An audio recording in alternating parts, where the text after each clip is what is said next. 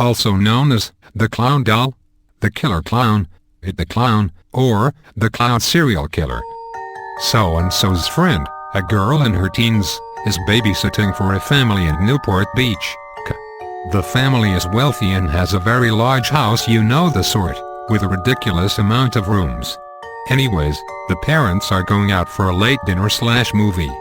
The father tells the babysitter that once the children are in bed she should go into this specific room. He doesn't really want her wandering around the house and watch TV there.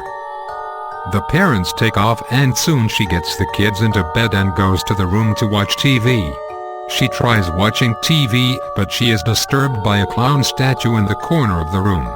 She tries to ignore it for as long as possible, but it starts freaking her out so much that she can't handle it.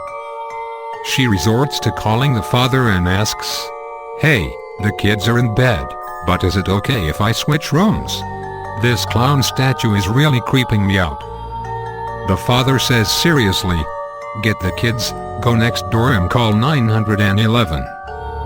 She asks, "What's going on?"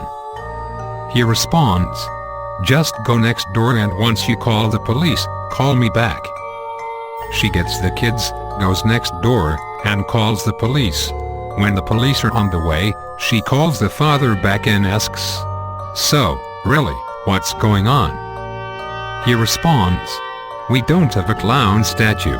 He then further explains that the children have been complaining about a clown watching them as they sleep. He and his wife had just blown it off, assuming that they were having nightmares. The police arrive and apprehend the clown, who turns out to be a midget. A midget clown. I guess he was some homeless person dressed as a clown, who somehow got into the house and had been living there for several weeks. He would come into the kids' rooms at nights and watch them while they slept. As the house was so large, he was able to avoid detection, surviving off their food, etc. He had been in the TV room right before the babysitter came in there. When she entered he didn't have enough time to hide, so he just froze in place and pretended to be a statue. Analysis. Like the babysitter and the man upstairs, this urban legend pits a lone teenage babysitter against the male intruder who has surreptitiously entered the house.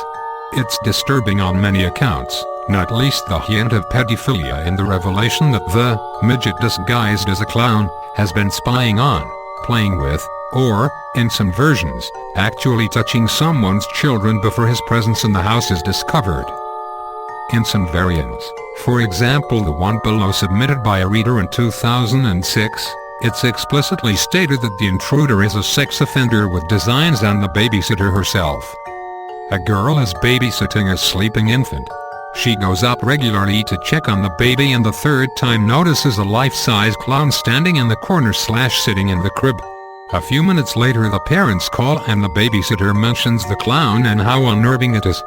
The parents relate that they've never bought a clown and the police are called.